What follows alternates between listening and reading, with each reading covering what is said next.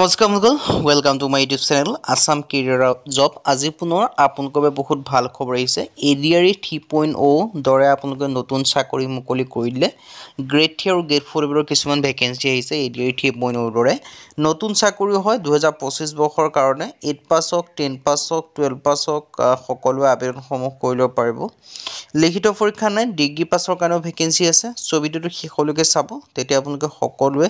এই ভেকেন্সিখিনি কেটা আবেদনসমূহ কৰিব পাৰিব আৰু এজ ক্ৰাইটেৰিয়া কিমান বিচাৰিছে কোৱালিফিকেশ্যন কিমান বিচাৰিছে সিলেকশন প্ৰসিডিউৰ কি হয় অৰ্হতা কিমান লাগিব এই সকলোখিনি কথা এই ভিডিঅ' যোগে আলোচনা কৰা হ'ব সো যদি ভিডিঅ' ভাল পায় ভিডিঅ' লাইক কৰিব পাৰে লগৰ চেনেলটো সাবস্ক্ৰাইব কৰিব পাৰে এনেকুৱা ভিডিঅ'সমূহ প্ৰতিদিনে পাই থাকিব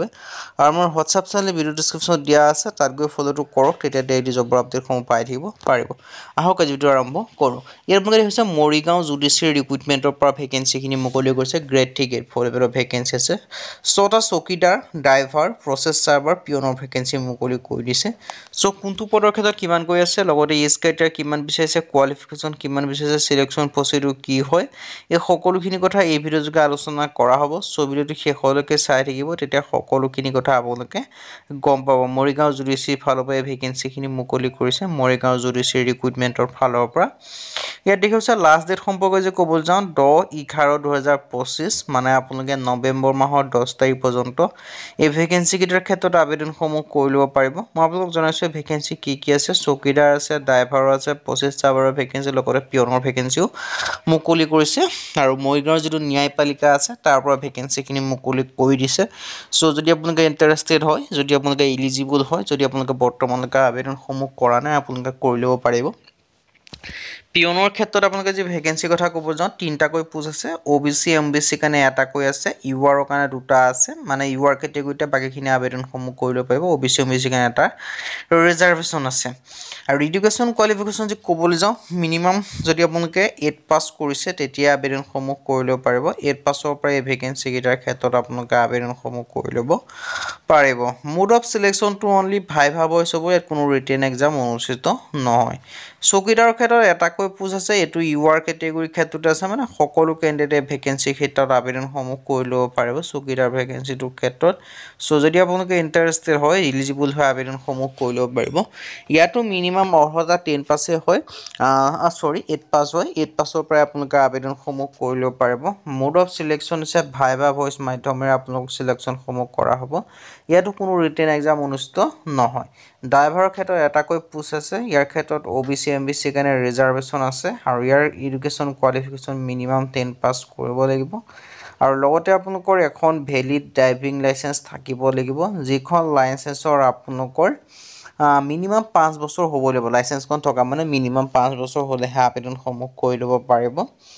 আৰু প্ৰসেছ সাৰ্ভাৰৰ ক্ষেত্ৰত এটাকৈ আছে এটো ওবিসি এমবিসি কাৰণে ৰিজাৰ্ভেশ্যন কৰি থৈ দিছে গ্ৰেড 3 লেভেলৰ ভেকেন্সি হয়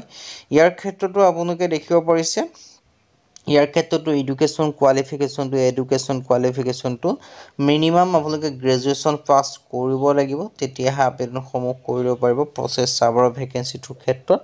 আৰু ড্ৰাইভাৰৰ ক্ষেত্ৰত 5 বছৰীয়া থকা এখন লাইসেন্সৰ প্ৰয়োজন মই আপোনাক জনাইছোঁ আৰু প্ৰসেছ সাৰ্ভাৰৰ ক্ষেত্ৰত আপোনালোকে গ্ৰেজুৱেশ্যন পাছ কৰিব লাগিব আৰু লগতে আপোনালোকে অসমীয়া ল্যাঙ্গুৱেজ যেটো অফিচিয়েল ল্যাঙ্গুৱেজ হয় অসমৰ সেই অফিচিয়েল ল্যাঙ্গুৱেজটো আপোনালোকে জানিব লাগিব knowledge of the official language of Assam এটা অসমৰ যেটো অফিচিয়েল ল্যাঙ্গুৱেজ সেইটো আছে অসমীয়া সো আপোনালোকে অসমীয়াটো জানিব লাগিব তেতিয়াহে আবেদনসমূহ কৰি ল'ব পাৰে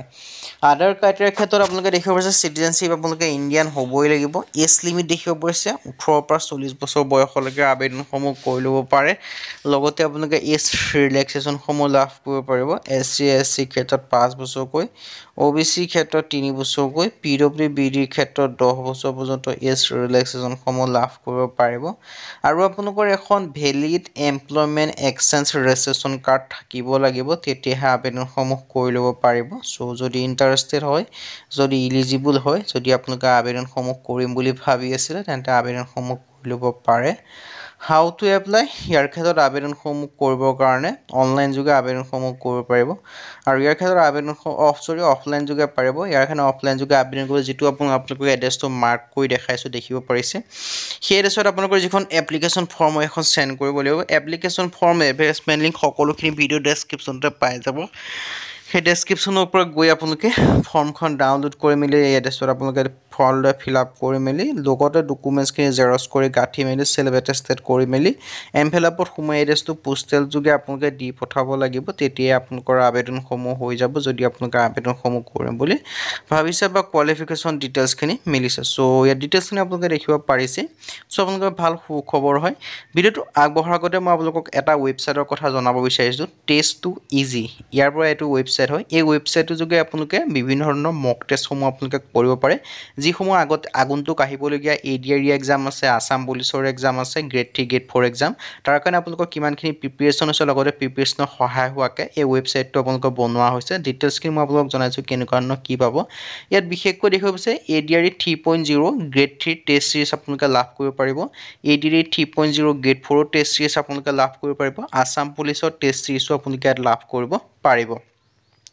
আৰু আপোনালোকে নিশ্চয় জানে আপোনালোকৰ যিখিনি আগন্তুক এতিয়া ADRE 3.0 নৱেম্বৰ ডিচেম্বৰ মাহত এডভাৰটাইজমেণ্ট আহিবলৈ গৈ আছে, লগতে আছাম পুলিচৰ নৱেম্বৰত আহিবলৈ গৈ আছে। তাৰ কাৰণে আপোনালোকে ভালদৰে যদি প্ৰিপেৰেশ্যন কৰিব বিচাৰে এনেদৰে আপোনালোকে টেষ্ট চিৰিজসমূহ মক টেষ্টসমূহ কৰিলেহে আপোনালোকে নিজকে জুখি চাব পাৰে যে আপোনালোকে কিমান দূৰ আগবাঢ়ি আছে। কাৰণ মক টেষ্টৰ অবিহনে আপোনালোকে ফাইনেল চিলেকশ্যন পোৱাত কেতিয়াও